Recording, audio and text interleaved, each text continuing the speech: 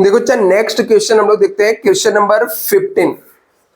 Question number 15 के limited करके। यदि आपके पास टेक्स्ट बुक है और टेक्स्ट बुक से आप स्टडी कर रहे हो तो उसमें के लिमिटेड करके आप लोग सम खोजना, आपको मिल जाएगा, जो कि TY बीकॉम अप्रैल 2010 का सम है। सीपीयू कैलकुलेट करना, जिसमें कॉस्ट पर यूनिट निकालना होता है, इस टाइप के सम हम लोग कर रहे हैं। इससे पहले भी एक सम किए थे हम लोग, और उसके पहले दो हम लोग ने नॉर्मल वाले सम सॉल्व किए थे। तो अभी एक कॉसेट का 4th वाला सम मैं करा रहा हूं आपको। तो आपके पास देखो सम मिल गया रहेगा। तो इसके अंदर क्वेश्चन नंबर 15 देखना, following details are furnish by K limited. बोलता है जो डिटेल दिया ना, कौन दिया है? के लिमिटेड ने दिया है। Of the expenses incurred during the year ended 31 मार्च 2014। जो खर्चे 31 मार्च 2014 को हुआ है, डायरेक्ट वेजेस है, कहां पे जाएगा? प्राइम कॉस्ट के अंदर जाएगा। परचेस ऑफ रॉ मटेरियल, अभी यहां पर परचेस दिया है, इसका मतलब ओपनिंग क्लोजिंग भी रॉ मटेरियल का दिया रहेगा, तो ये सब प्राइम कॉस्ट के अंदर जाएगा, रॉ मटेरियल कंज्यूम के अंदर जाएगा। फैक्ट्री रेंट है तो फैक्ट्री में जाएगा इसके खर्चे, फैक्ट्री ओवरहेड में जाएगा। कॉस्ट ऑफ कैटलॉग्स, प्रोडक्ट बेचने के लिए हम लोग करते हैं तो सेलिंग एंड डिस्ट्रीब्यूशन के खर्चे हैं। सैलरी एक्सपेंसेस मतलब छोटे मोटे खर्चे हैं, तो ऑफिस के खर्चे होते हैं, ऑफिस एंड एडमिनिस्ट्रेटिव ओवरहेड में जाएंगे। इसके अलावा depreciation on plant and machinery है, डेप्रिसिएशन हुआ है प्लांट एंड मशीनरी का, तो प्लांट एंड मशीनरी हम लोग फैक्ट्री में यूज करते हैं तो फैक्ट्री ओवरहेड का कॉस्ट है ये। इसके अलावा आपको opening stock of raw material दिया है, तो opening stock of raw material हमारा कहां पे जाएगा? प्राइम कॉस्ट के अंदर जाता है। रॉ मटेरियल कंज्यूम के अंदर हम लोग लिख देंगे इसको। Repair to office staff, sorry office furniture, तो ऑफिस का खर्चा तो ऑफिस एंड एडमिनिस्ट्रेटिव में जाएगा।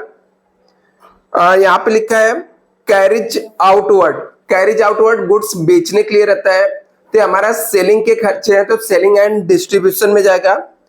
इंटरेस्ट ऑन लोन कहीं पर भी नहीं जाएगा क्योंकि ये फाइनेंशियल एक्सपेंसेस है। आगे लिखा है closing stock of raw material, closing stock of raw material को हम लोग लेस कर देंगे, ठीक है। Closing stock of raw material हम लोग लेस करते हैं यहाँ पर। डिस्ट्रीब्यूटेड ऑफ फ्री सैंपल, ठीक है, फ्री में हम लोगों ने चीजें बांटी है। क्यों बांटते हैं? क्योंकि प्रोडक्ट को बेचना रहता है, तो सेलिंग एंड डिस्ट्रीब्यूशन का खर्चा है तो सेलिंग एंड डिस्ट्रीब्यूशन में जाएगा। नेक्स्ट यहाँ पे क्या दिया है? ऑडिट फीस, ऑडिट के खर्चे कहाँ पे होते हैं? ऑफिस में होते हैं, तो ऑफिस एंड एडमिनिस्ट्रेटिव के खर्चे हैं। आगे लिखा है डेमोस्ट्रेशन एक्सपेंसेस, डेमोस्ट्रेशन मतलब होता है शो साइनिंग के लिए हम लोग करते हैं। तो क्यों करते हैं? क्योंकि प्रोडक्ट को हमको बेचना रहता है, तो भी सेलिंग से रिलेटेड एक्सपेंसेस है, तो सेलिंग एंड डिस्ट्रीब्यूशन में जाएगा। नेक्स्ट है फर्नीचर लॉस्ट बाय फायर, तो कोई भी फाइनेंशियल एक्सपेंसेस हम लोग कॉस्ट शीट के अंदर नहीं लिखते थे, नहीं आएगा यहाँ पर। इनडायरेक्ट मटेरियल, इनडायरेक्ट मटेरियल जो रहेगा फैक्ट्री का खर्चा रहेगा, फैक्ट्री ओवरहेड में जाएगा। ऑफिस सैलरी, ऑफिस का खर्चा ऑफिस एंड एडमिनिस्ट्रेटिव में जाएगा। Store keeper salary, store keeper जो रहता है वो फैक्ट्री में काम करता है, इसलिए खर्चा फैक्ट्री ओवरहेड का रहेगा। नेक्स्ट यहाँ पे लिखा है डेप्रिसिएशन ऑन ऑफिस इक्विपमेंट, तो ऑफिस का खर्चा है, डेप्रिसिएशन ऑफिस के इक्विपमेंट का हुआ इसलिए ऑफिस एंड एडमिनिस्ट्रेटिव में जाएगा। इसके अलावा दिया है कमीशन ऑन सेल्स, सेलिंग का खर्चा है, सेलिंग एंड डिस्ट्रीब्यूशन में जाएगा। डायरेक्ट एक्सपेंसेस, डायरेक्ट एक्सपेंस जो रहता है वो आपका यहाँ पर डायरेक्ट एक्सपेंस है तो प्राइम कॉस्ट में जाएगा। और मटेरियल हैंडलिंग चार्जेस, मटेरियल से रिलेटेड खर्चे हैं तो डायरेक्ट हैंडलिंग चार्जेस है, तो फैक्ट्री में होता है एक जगह से दूसरी जगह मटेरियल को लेकर जाना। मशीनरी परचेस, हम लोगों ने असेट्स खरीदा, असेट्स खरीदने का एंट्री कहीं पर भी नहीं आता है। आगे यहाँ पर अदर इंफॉर्मेशन में लिखा है stock of finish goods at the end of 500 unit to be valued at the cost of production. मतलब जो स्टॉक है फिनिश गुड्स का वो 500 यूनिट्स है, जिसको हम लोग कॉस्ट ऑफ प्रोडक्शन पे वैल्यूड करते हैं। मतलब क्लोजिंग स्टॉक दिया हुआ है, ऐसा आप समझ लो कि stock of finish goods at the and, and मतलब आपको क्लोजिंग स्टॉक दिया हुआ है कि 500 यूनिट्स है जिसको कॉस्ट ऑफ प्रोडक्शन पे वैल्यूड करना है। Number of unit sold during the year was 9500 दिया हुआ है। Profit desire on sales 20%, prepare cost sheet करना है। तो सबसे पहले हम लोग यूनिट प्रोड्यूस निकालेंगे जो कि हमको सीपीयू निकालने के काम आता है। तो यूनिट प्रोड्यूस निकालने का फॉर्मूला होता है, यूनिट प्रोड्यूस इक्वल टू होता है सेल्स का यूनिट लेने का plus closing units minus opening unit. ये हमारे प्रोसेस है, ठीक है। ये फॉर्मूला हम लोग यूज करते हैं। तो सेल्स का यूनिट हमको दिया है 9500, क्लोजिंग का यूनिट दिया है 500, ओपनिंग की यूनिट नील है और यूनिट प्रोड्यूस निकालना है। तो हमारा यूनिट प्रोड्यूस आ गया 10,000 यूनिट्स हम लोग ने प्रोड्यूस किया है। तो ये हमारा आएगा सीपीयू निकालने के टाइम पे काम आएगा। तो अभी हम लोग यहां पर फॉर्मेट ड्रॉ कर लेते हैं। केके लिमिटेड का सम है, तो सबसे पहले मैं फॉर्मेट ड्रॉ कर लेता हूं। 3 कॉलम वाला हम लोग ड्रॉ कर लेंगे क्योंकि हमको सीपीयू भी निकालना है।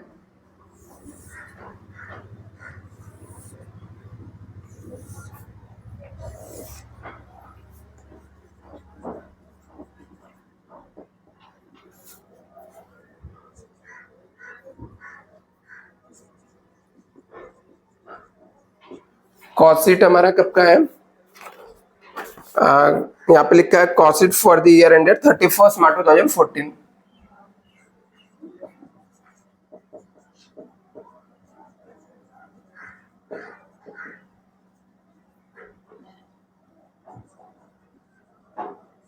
Particulars rupees CPU. अभी एक एक आइटम इसके अंदर हम लोग देखते हैं। सबसे पहले हमको परचेस ऑफ रॉ मटेरियल दिया, इसका मतलब ओपनिंग क्लोजिंग रॉ मटेरियल भी रहेगा। तो हम लोग रॉ मटेरियल कंज्यूम यहाँ पे हेडिंग डाल देंगे, रॉ मटेरियल कंज्यूम। इसके अंदर आपका हेडिंग आ जाएगा opening stock of raw material. तो चेक करो opening stock of raw material दिया है क्या, हाँ दिया है, 25,000 दिख रहा है। अभी ये डायरेक्ट मटेरियल ही होता है, लेकिन जब आपको ओपनिंग क्लोजिंग इसका दे देता है तो आपको पूरा डिटेल में इसका लिखना होता है। तो opening stock of raw material कितना हो गया 25,000। अभी इसके अंदर ऐड करने का, add purchase of raw material. Raw material हमने परचेस किया, कितने का परचेस किया है 2,40,000 का। फिर इसमें ऐड करने का, यदि मटेरियल को खरीद के लाने टाइम हमने कोई खर्चा किया है, कोई खर्चा इन सेंस मतलब हमने कैरेज इनवर्ट भरा है या इंपोर्ट ड्यूटी भरा है, ऐसा कोई भी खर्चा रहेगा तो रॉ मटेरियल से रिलेटेड रहेगा तो उसके अंदर ऐड कर देने का। तो ऐसा कोई खर्चा यहां पर नहीं दिख रहा है, तो इसमें से लेस कर देंगे, less closing stock of raw material.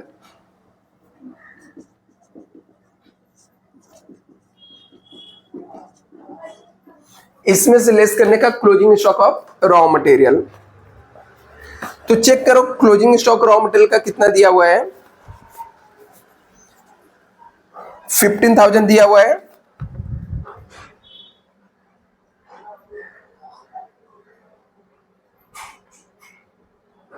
Closing stock of raw material 15,000 है। तो अभी 25,000 में 2,40,000 ऐड करो और 15,000 माइनस कर दो।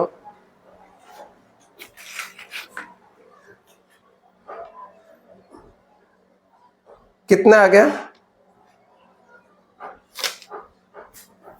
2,50,000 आ गया। फिर हम लोग इसके अंदर क्या करेंगे, मटेरियल हो गया, डायरेक्ट वेजेस लिखेंगे और डायरेक्ट एक्सपेंसेस, ठीक है। तो डायरेक्ट वेजेस हमको दिया हुआ सम में, तो यहां पे लिखने का डायरेक्ट वेजेस। तो डायरेक्ट वेजेस कितना है बच्चा यहां पर 1,10,000 दिया हुआ है डायरेक्ट वेजेस। फिर यहां पर हम लोग लिखेंगे डायरेक्ट एक्सपेंसेस। डायरेक्ट एक्सपेंसेस कितना है डायरेक्ट एक्सपेंस है यहाँ पर 90,000।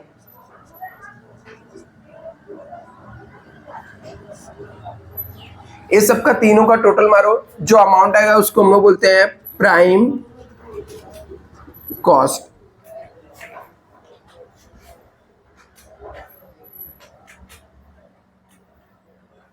4,50,000।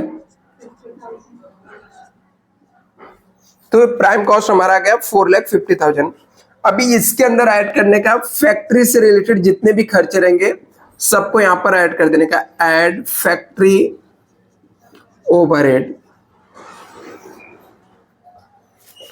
फैक्ट्री से रिलेटेड देखो जो जो भी एक्सपेंस दिए रहेंगे सबको इसके अंदर ऐड कर देने का। जस्ट एक मिनट, किसमें है? नहीं रहेगा, चलो देखते हैं फिर। फैक्ट्री से रिलेटेड देखो कौन कौन से खर्चे हैं। फैक्ट्री रेंट दिया हुआ है, कितना है फैक्ट्री रेंट? 35,000 है। Next depreciation on plant and machinery है, तो यहां पे लिखेंगे depreciation on plant and machinery, मतलब फैक्ट्री से रिलेटेड जितने भी खर्चे रहेंगे सब इसके अंदर आएगा फैक्ट्री ओवरहेड में। Depreciation to plant and machinery कितना है? 19,000 है। नेक्स्ट आइटम क्या दिया को? इसके बाद आपको दिया है डेप्रिसिएशन प्लांट, इनडायरेक्ट मटेरियल दिया हुआ है। इनडायरेक्ट मटेरियल कितना है?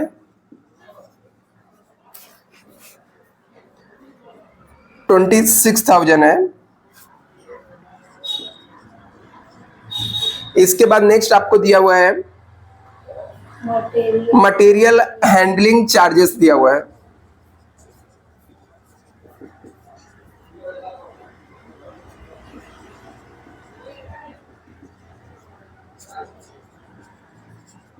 मटेरियल हैंडलिंग चार्जेस कितना है?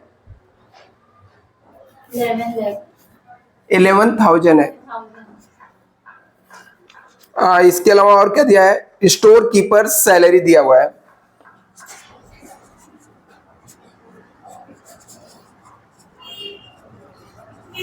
कितना है?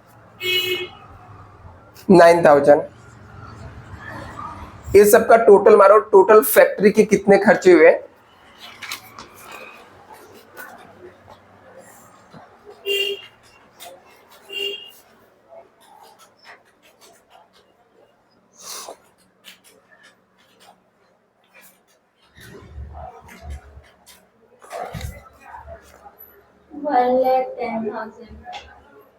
पक्का? हाँ। कैसे? 35,000 प्लस 19,000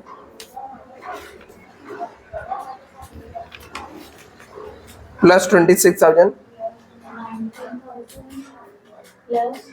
26,000 प्लस 11,000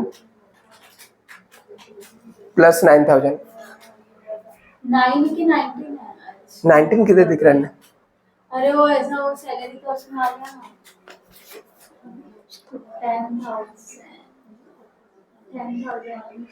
एक मिनट, अच्छा कितना है? 1 लाख है, ठीक है।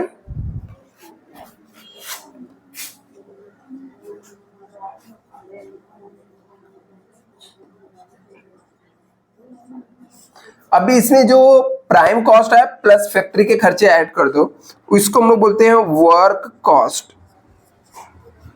4,50,000 प्लस 1 लाख तो 5,50,000 हो जाएगा। ये आपका 5,50,000 हो गया। अभी मैं इसको रब करने वाला हूँ, चाहे इससे कॉपी कर लो जल्दी से। ये वर्किंग नोट को कॉपी कर लो जहां पर हम लोगों ने यूनिट निकाला है, क्योंकि इसको रब करके आगे मैं सम सॉल्व करने वाला हूँ।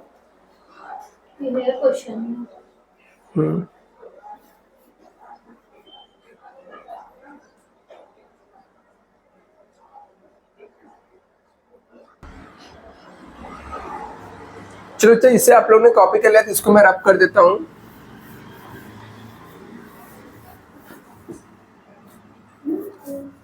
इसके अंदर वापस से यहाँ पर हम लोग लिखेंगे, मैं फॉर्मेट कंटिन्यू करूंगा यहाँ पर।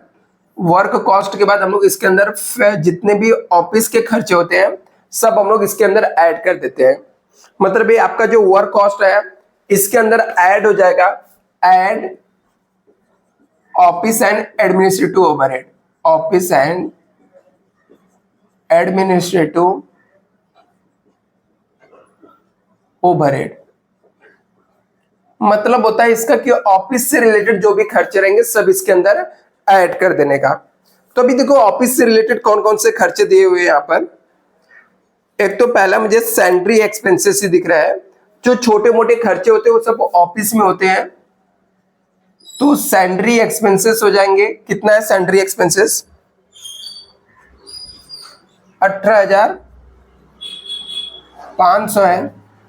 इसके बाद क्या दिया हुआ है, रिपेयर टू ऑफिस फर्नीचर है,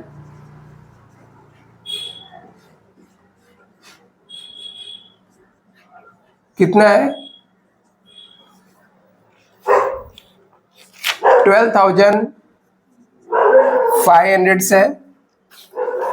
इसके अलावा ऑडिट फीस है, कितना है ऑडिट फीस, 11,500 से। इसके बाद क्या दिया हुआ है, वही ना सर, क्या, हाँ 11,500। इसके बाद ऑफिस सैलरीज भी दिया हुआ है,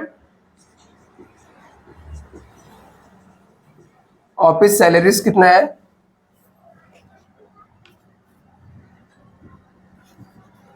27,50,000 है, 27,500 है। Next depreciation on office equipment है,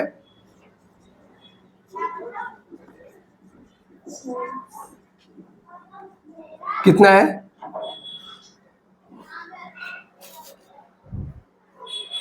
10,000 है। अभी ये सबका टोटल मारो,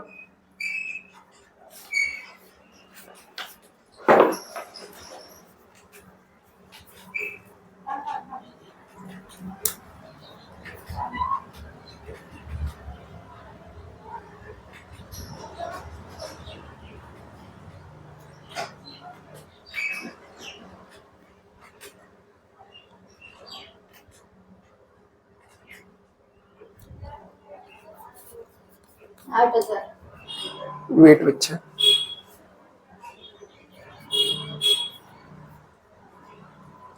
वापस से टोटल हमारा 8,000 कैसे आएगा, ऊपर ही मुझे 12,000 दिख रहा है।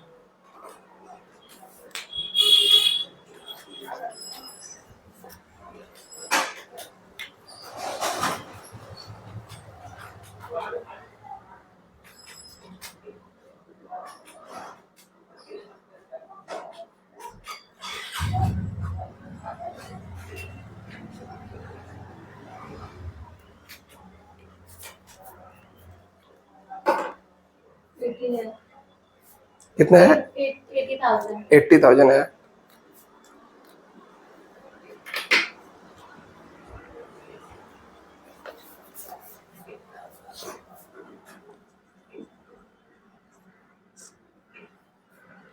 $80,000 है। अभी ये वर्क कॉस्ट के अंदर ये ऑफिस के खर्चे को ऐड कर देने का, ऐड करो देखो कितना आता है इसको, ये, बट ऑफिस का खर्चा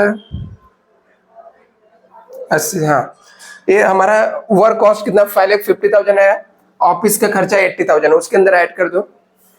जो अमाउंट आएगा उसको हम लोग बोलते हैं कॉस्ट ऑफ प्रोडक्शन।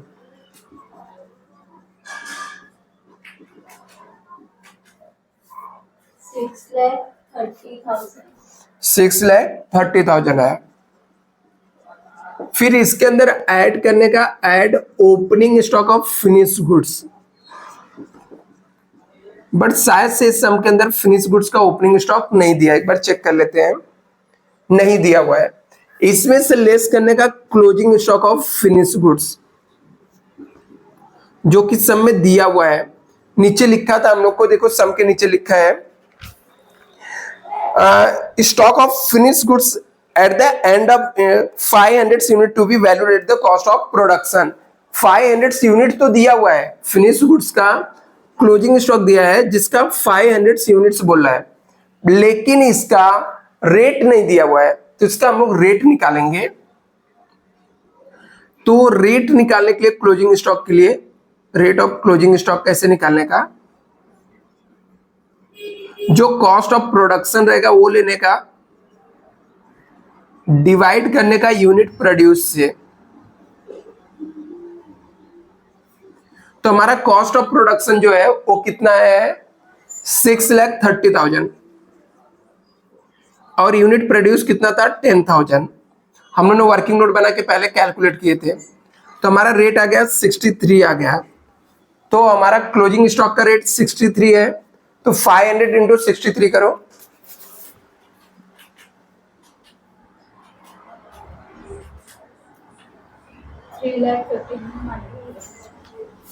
31,500 सर, ठीक है। इसमें से इसको माइनस कर लो, तो जो आएगा हमारा ये आ जाएगा कॉस्ट ऑफ गुड्स सोल्ड,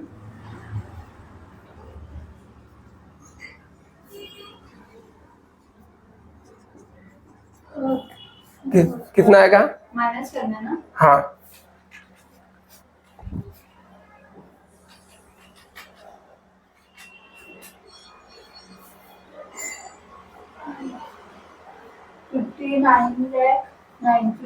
नहीं रे बच्चा, 5,98,500 से। अभी इसमें ऐड करने का add selling and distribution overhead,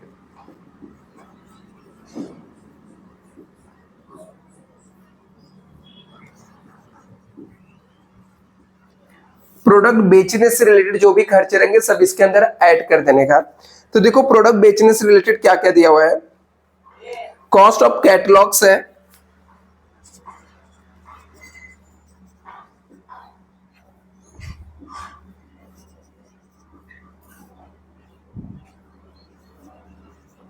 कितना है कॉस्ट ऑफ कैटलॉग्स 17,100 से। इसके बाद कैरेज आउटवर्ड दिया हुआ है,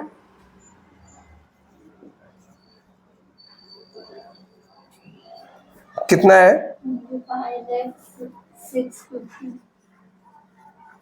नेक्स्ट क्या दिया हुआ है, डिस्ट्रीब्यूशन ऑफ फ्री सैंपल दिया हुआ है,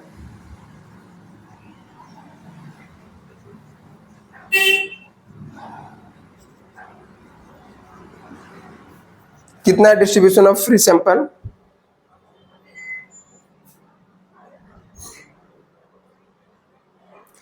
13,750 है। नेक्स्ट क्या दिया हुआ है, डेमोस्ट्रेशन एक्सपेंसेस है 13,300।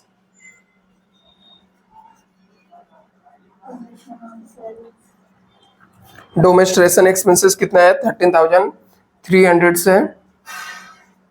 कमीशन ऑन सेल्स है जो कि कितना है 15,675।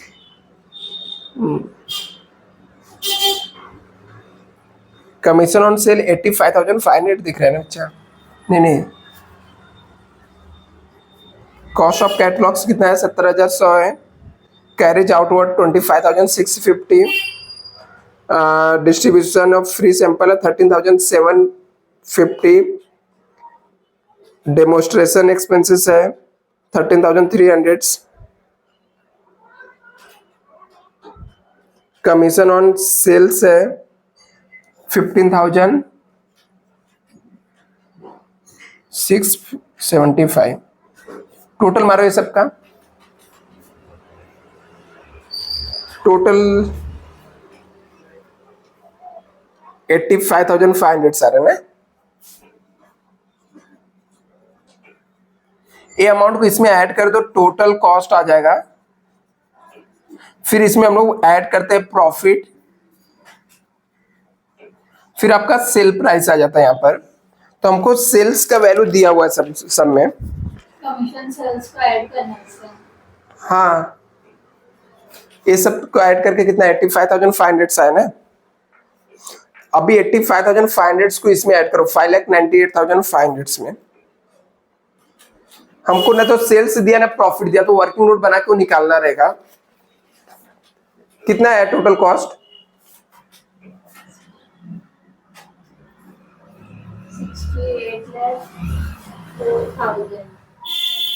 6,84,000 आ गया। अभी देखो यहाँ पर ना तो सेल्स दिया ना प्रॉफिट दिया है, तो इसके नीचे आपके पास जगह रहेगा, तो उसमें हम लोग क्या करेंगे, ऐड प्रॉफिट, फिर हमको क्या मिल जाएगा, सेल्स मिल जाएगा। लेकिन सेल्स निकाल के नहीं दिया, हमको निकालना पड़ेगा। तो सेल्स के लिए हम लोग वर्किंग नोट बना के मैं यहाँ पे बताता हूँ कैसे हम लोग सेल्स निकालेंगे। तो सेल्स के बारे में हमको एक एडजस्टमेंट दिया हुआ है, लिखा है कि profit desire on sales 20%, on sales बोला 20%। तो देखो यहाँ पर हमको निकालने के लिए क्या करना है, रूल हमारा क्या होता है, कॉस्ट होता है, इसमें हम लोग प्रॉफिट ऐड करते हैं, फिर हमको सेल्स मिलता है। ऑन सेल्स है तो सेल्स को 100% मानने का 20% प्रॉफिट, इसका मतलब कॉस्ट हमारा 80% रहेगा। क्या 20% ऑन सेल्स बोला ना, तो सेल्स को 100 मानने का, प्रॉफिट 20% है, इसका मतलब कॉस्ट कितना रहेगा, 80% रहेगा। क्यों? क्योंकि कॉस्ट में ही हम लोग प्रॉफिट ऐड करते हैं तो हमको सेल्स मिलता है। तो यहां पर कॉस्ट हमको पता है कि हमारा कॉस्ट कितना है, हम लोगों ने यहाँ पे निकाला 6,84,000 आया था। तो सेल्स कितना रहेगा, क्रॉस मल्टीप्लिकेशन करके निकाल लेने का। सेल्स चाहिए तो सेल्स, प्रॉफिट चाहिए तो प्रॉफिट। चलो हम लोग सेल्स निकाल लेते हैं। 6,84,000 इंटू 100 डिवाइड बाई 80, तो सेल्स का अमाउंट पता चल जाएगा।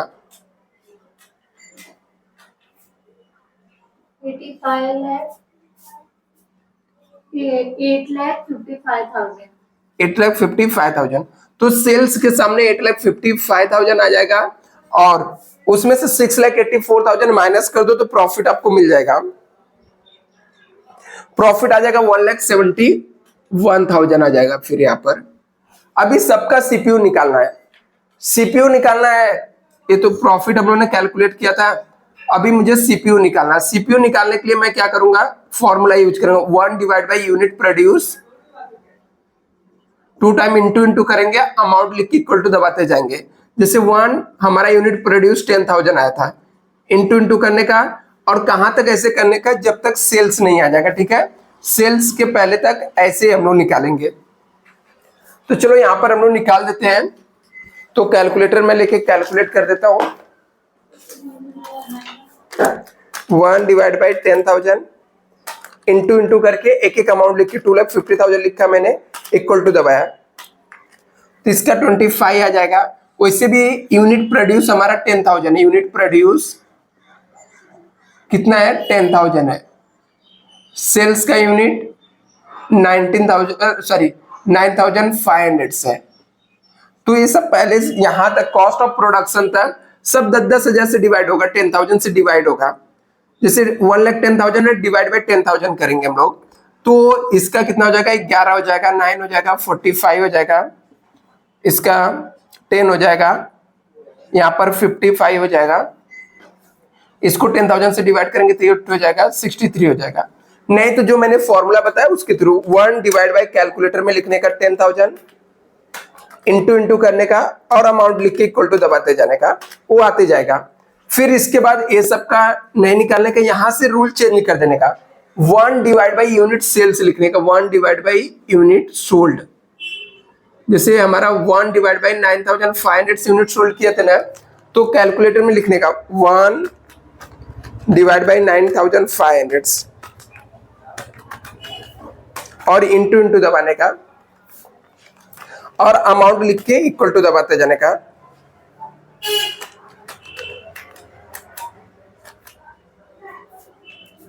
तो यहाँ पे भी 63 के आसपास आ रहा है। फिर 8,55,000 नहीं 85,500 लिख के इक्वल टू दबाएंगे, तो यहाँ पर 9 आएगा। फिर 6,84,000 लिख के दबाएंगे हम लोग, इक्वल टू तो 72 आ जाएगा। 1,71,000 लिख के इक्वल टू दबाएंगे,